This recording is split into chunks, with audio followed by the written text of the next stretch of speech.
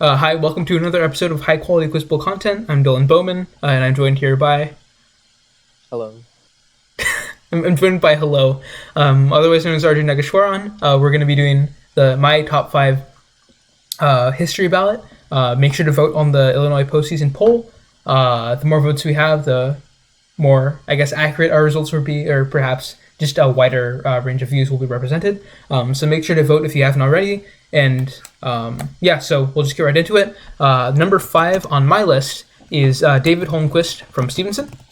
Now, he doesn't attend much. He's really, I think this year he only went to Loyal, Ultima, and Kickoff. But at those tournaments, he did quite well as a history specialist, putting up well over 2 hours a game on IS 188. Aside from that, I mean, there are a lot of good history specialists in Illinois. But I think what puts David ahead of a lot of them is that like he has a lot of good stats, but he also is shadowed by Govan and Arjun when he plays on the History Bowl A team. So do you want to talk about David and what he does, just like as a history player? So like I don't know. In History Bowl, like to a degree, David does all areas of history, but he's like particularly strong on like world history and geography, which is not hard when you have. I mean, which is pretty hard when you have someone like Govan who's also on the A team. But David Holmquist is like really good contributor, and like everyone like knows him on the team because this is like the guy who's like completely real knowledge or whatever. So he just like randomly buzzes mid line on like something that no one's ever heard about, and then he just gets it right just for fun. And it's your bold, so it's pretty fun to see.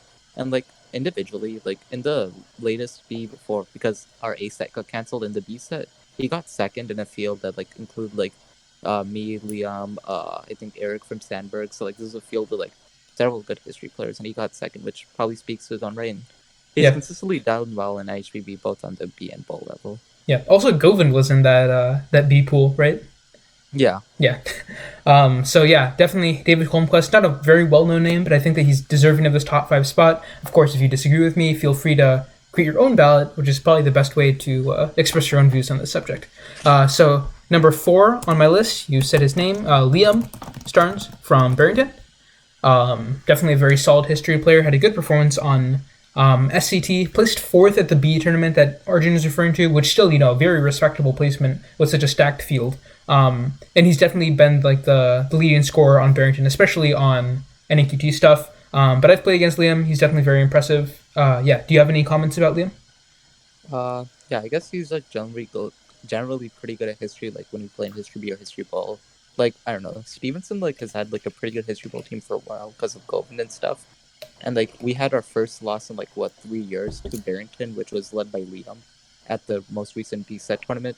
Like we like yeah, that was a pretty like good win on their part, and like, Liam's definitely really strong in history. So we talked a little bit about like his prowess in leading Barrington and scoring and stuff in the individual players video, which you can also find on the Dylan Bowman YouTube channel. But the same arguments apply here to like why Liam is definitely a top five history player.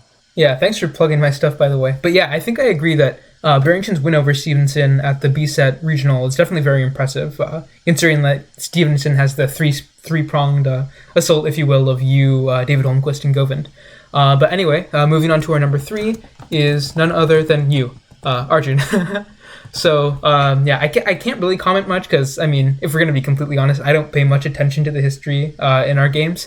But yeah, I think Arjun's definitely a very strong player. He's impressed me with a lot of. You've impressed me with a lot of your history buzzes, especially in U.S. history, in our games. And even though you're shadowed by Govan, you still do manage to get a decent number of points. Do you want to, I guess, go into detail about what kind of history player you are, or maybe what Stevenson will look like next year without Govan to help on history? Um, yeah, so my main things are like U.S. history and current events, which current events is separate than history, but like in History Bowl, like current events is like more important, I guess. And yeah, so I don't know. Like, I guess to some degree I do all history, but like I'm mainly just a U.S. history player. Uh, so if you're talking about Stevenson next year for like the 18 for like Quiz Bowl, like that's I don't think there's gonna be another history player other than me. But if you're talking about the History Bowl, we have like this really good rising senior named Aniket. He doesn't do Quiz Bowl at all, but he's really really good at History Bowl. Like when I say really really good, he beat like David Govind and I in like an in-practice scrimmage, like in the last practice before Corona ended everything. Like he studies a lot. He's really solid. So yeah, hopefully us two, and then like I don't know, whoever else makes the 18 for History Bowl will have a good performance next year and carry on Govind's legacy. Nice, yeah. I mean, I feel like you kind of undersold yourself there. You're definitely strong in all areas of the history distribution. I think you definitely deserve this number 3 spot. But anyway, number 2 on the list, Uni's history player, so I'm quite familiar with him, Jonathan Lau. Jonathan, definitely especially strong on ancient and world history, but he's solid all across the distribution. And just to show this fact, in the prelim game against Stevenson, which had both Govind and Audit from Stevenson, Jonathan swept history off Govind. He went like 4-4-0 or something like that. Just like an incredibly solid game. Definitely the best I've ever seen from him. But I think that shows us how broad his coverage is, and definitely how deep it is as well. Jonathan has impressed me a lot. I think he's definitely a very solid player, definitely deserving this spot. I mean, you could honestly argue for any order of a lot of these players. I think that there's an argument to be made for Liam over Jonathan, Arjun over Jonathan, and definitely I've already presented the argument for Jonathan over those two. But I think he's very solid. Do you have any points about Jonathan that you've gleaned from your games against us? I mean, I haven't played Jonathan as much because he wasn't there at the Penn Bowl mirror, but I don't know, from Early Bird and from NEGT State and from Scoville Solo, I can generally say that Jonathan is good. Yeah, I agree. Jonathan is good. So before we get to our number 1, which I'm sure many of you have guessed by now, we're going to go over some honorable mentions. Justin Whitmore from Buffalo Grove. We're definitely going to be seeing a lot more of him next year, especially with the addition of Rohan to boost his team's skill. I think they're definitely going to be a top-tier team next year, top-tier threat. Justin Abel from Auburn, history player who has grown out of the shadow of Ethan Strombeck to become a very strong history-based generalist. He was also the number 1 history subject scorer at the Blast Online Mirror, I think, in the morning, or it might have been throughout the entire preliminary rounds. Eric Webb from Sandberg, solid history specialist. Yeah, he's just a solid player. A lot of these are just like solid history players, like Brian from Fremd, Leon from Hinsdale Central. There's contributing history specialists on top tier teams. Jack Casey from Springfield, also a very strong young history player. And then to round out the list, Audit and Rishab from the lower Stevenson teams, who are both quite good at history. And I think they deserve a spot on this list. So anyway, number 1, you all probably guessed it by now, is Govind. So yeah, do you want to talk about your teammate, the crown prince of history in our region? I guess Govind's the type of player that every player probably wishes they could be.